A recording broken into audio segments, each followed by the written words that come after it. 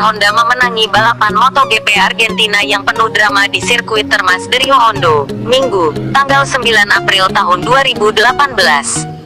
Zarco Yamaha T3 menempati posisi kedua disusul Lex Rins Suzuki X-Star di tempat ketiga.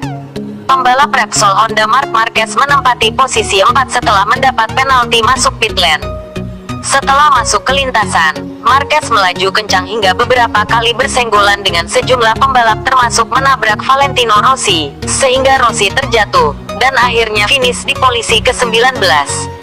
Rekan setim Rossi, Maverick Vinales menempati posisi 5 dan Dovizioso di posisi ke-6.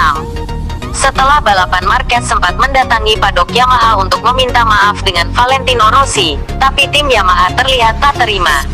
Panitia sempat menunda balapan dengan alasan keamanan karena kondisi cuaca hujan turun. Seluruh pembalap yang berada di starting grid terpaksa kembali masuk ke padok sirkuit Termas de Rio Hondo untuk mengganti ban.